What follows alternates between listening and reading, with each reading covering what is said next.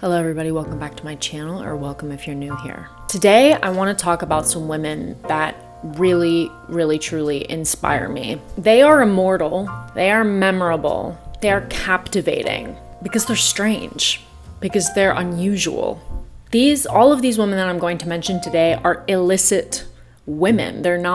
They don't fit neatly into any idea of what a woman should be. With every wrong, they did right.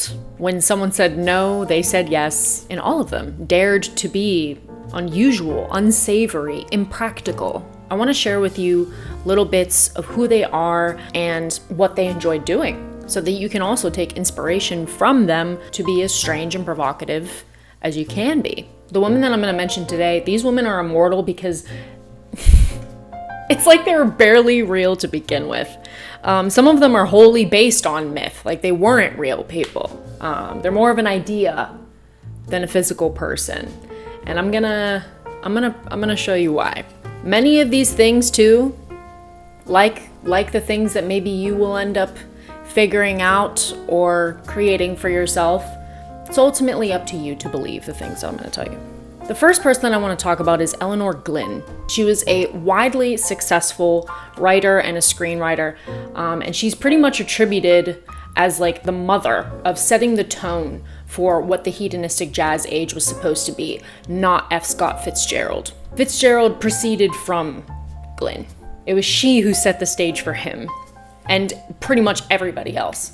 The whole glamour, the idea of glamour and like feathers and like furs and glitz and lighting and like a sensuality in cinema, like that is attributed to her taste. Her most famous work, which was very provocative at the time, of course not for us, but it was called 3 Weeks. And that kind of leads me to the first thing about her. She had 9 tiger skins. The first one she ever bought was with her first royalty check, and then she proceeded to get 8 more after that. And she named each pelt after a lover of hers, apparently. And this was an echo of the famous salacious scene with one of her main characters in her book, 3 Weeks. It was kind of known as sinning on a tiger skin. Another thing about Elinor is that she was the daughter of a Canadian engineer and his part French wife, and she never allowed the world to forget, apparently, that she descended from aristocrats whose heads were claimed by the guillotine. I love this so much. Once she made enough money for herself that she could kind of live lavishly, live any way that she wanted to, she made a point of dining every single day at the Ritz in Paris, and she ate lobsters, raspberries, and cream every day. That's awesome. The second person is a personal favorite of mine and good friends of mine is Miss Luisa Casati, or the Marchesa. She was an Italian heiress, a socialite, a muse, and arguably the last female dandy. She inherited a staggering wealth from her parents, from her father, who was in the fabric business or garment business in Italy. And it was very sad. Both of her parents died when she was very young. I believe like one after another. Luisa, though many people do not know who Luisa Casati is, Luisa is responsible for countless works of art, as well as the scandalous archetypal portrait of a woman walking a cheetah that you probably saw like on a Forever 21 t-shirt whenever you were like 14, okay? That comes from Luisa, because apparently she walked her pet cheetah. She had a pet cheetah, which she drugged regularly to keep it from being aggressive. She walked her cheetah at night through the streets of Venice. And apparently in nothing but a fur coat. She also held some of the most influential, tasteful, crazy, over-the-top parties and soirees in history at her various estates and villas that she lived in over the course of her life in Europe. One of the most famous ones is in Venice, of course, and she literally lived on one of the canals by the water, and she would regularly take the gondola away, in and out. She has inspired also many fashion designers like Galliano, and she's also been photographed by Man Ray, and she's been painted by Augustus John, as well as she's been painted by many people and written about by many people. Another thing about Luisa is she had these great big black eyes, so she regularly lined with kohl. And in order to make them even more captivating and entrancing than they already were, she was one of the women that would put belladonna poison in her eyes so that they would twinkle whenever you looked at her. She, like I said too earlier, is that she was famous for drugging her cheetah so that it wouldn't act out. And then Luisa had a daughter, and apparently there was one evening where she left her daughter with the cheetah on a gondola. In addition to that, apparently she only survived on raw meat and champagne. Apparently her sex drive was so high that she literally exhausted one of her lovers to death. That's one of the many, many things about Luisa. Luisa loved the rumors about herself, good and bad. The next person that I want to talk about, who is undeniably interesting, is Elizabeth Taylor. As you all know, Elizabeth Taylor is a well-known actress, one of the most famous in history. She's known for playing Cleopatra. She's also known for her very extensive jewelry and diamond collection that was given to her by her lovers, and also her very rare lavender-colored eyes. She was one of the, I would call her as like one of the few black-haired blondes of Golden Age cinema. I know that at that time the blonde was all that, but she held just as much intrigue as like, the backlit blonde, being a dark-haired woman. But she's also a gay icon and patron. She donated millions of dollars to research for AIDS. Also, the drag queen Divine absolutely adored Elizabeth Taylor and loved to watch her movies when on acid. Some things that are interesting about Elizabeth Taylor. Okay, knowing what she is and how she's just this sex icon, all right? Okay, and just being a very elegant, beautiful woman.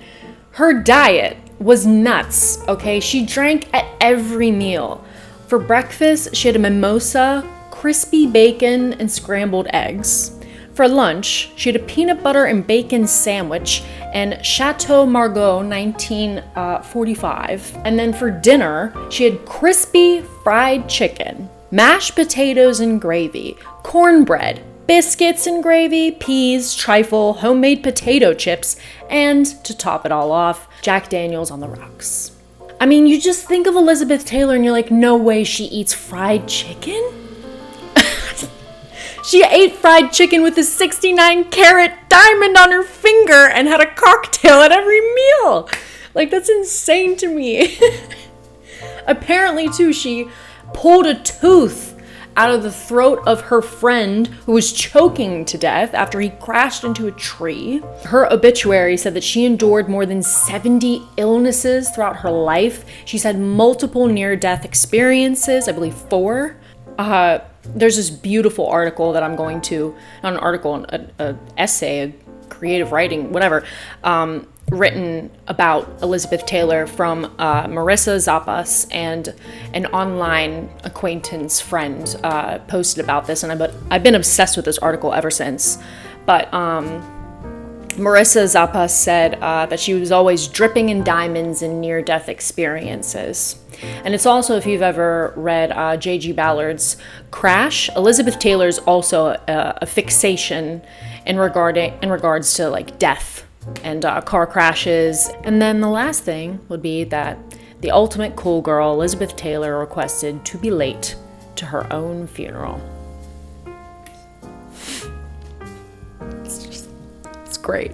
Another actress that I want to talk about is probably one of the most eccentric actresses of all time, German-born American actress Marlene Dietrich.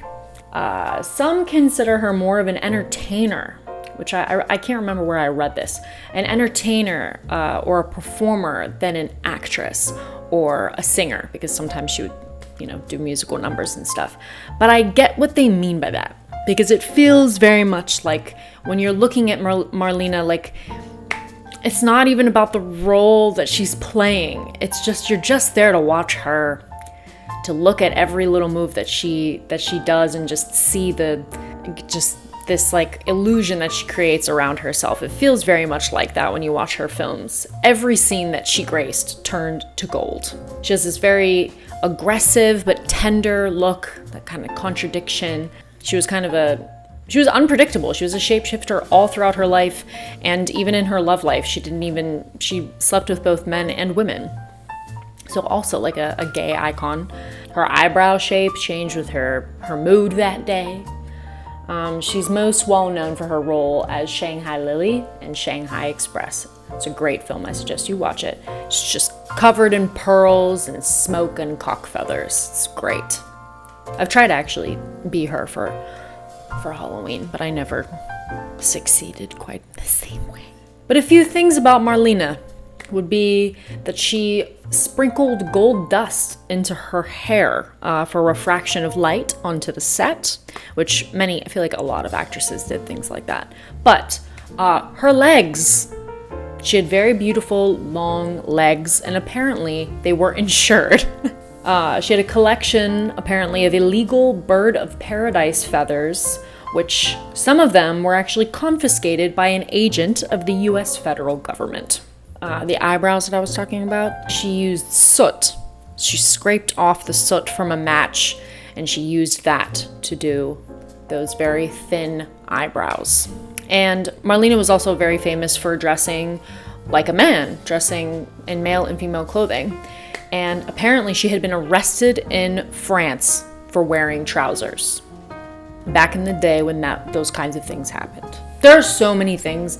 Marlene is like chock full of stuff like this. Like, it's like her entire life was a performance. She was very, very particular about how she appeared, and even into her old age, she was very curated existence of hers. I believe she even, when she started to gain a little bit of weight and look a little bit like less like her young self, she had like structuring inside of her clothes to like keep her looking like a certain shape. Crazy stuff like that. Last but not least is the pure illusion herself, Theda Bara. She was the first vamp of cinema. Clara Bow and everybody, they came after her.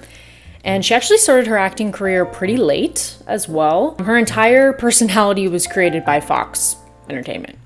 The entire thing. But who cares? Literally, who cares?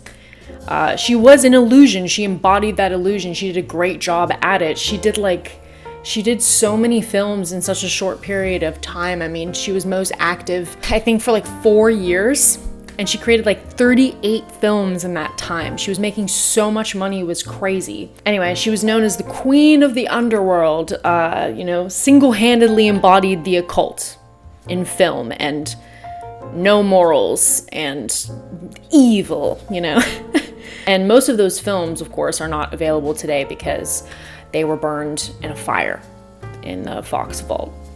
How ritualistic is that? But Theda Bara was apparently born in the Sahara Desert in the shadow of the Sphinx. 1,000 marriage proposals and 200 letters a day from adoring fans and admirers. She only apparently moved about at night, or she was only allowed, to keep up her image. She was only allowed to move about at night, and she was never allowed to use public transportation to keep up that kind of like ancient feeling about her. And some of her films apparently were so scandalous for the time that they actually incited people to murder two different people apparently. One person threw his wife off of a balcony or out a window, and another person killed their mother-in-law after watching one of her films. It's extreme, but like, all of these women, for all of these strange things that I've told you, they're poetic. They're just strange. They stir up emotions and fantasies within us, and that's exactly what you want as a person. That's what it takes to be memorable. They were the exception to the rule each and every time, and they got a lot of backlash for it too. Everyday mundane tasks like doing your makeup were elevated to like a religious or romantic height. Death and danger surrounded them at all times. They were mythical. They were remembered because they lived irrationally, luxuriantly, ridiculously, you know? And I think that's how at least everybody should like have a little period of that like mythical presence, that poetic presence in their life, to be remembered by, even if it's in your youth or whenever. Be a poet, be a contradiction, you know, be the exception to the rule, scoff at limits and propriety and reality, and live your life in style. These are some really great women, and just wanted to share all that with you. Please don't forget to like and subscribe. As always, let me know what you thought of the things that I was talking about today. My camera's about to die. I hope you enjoyed this video. I hope it was a little bit more lighthearted than some of my other content. I hope it was like a breath of fresh air for you guys, something you could just drink wine to and like eat your meal to or something. You didn't have to think to like use your brain too hard. I feel like so much of my content has been like that recently, and I'm sorry. All right. It's a little treat for you guys this week. Yeah. Hope you guys have a great weekend. I love you. Mwah!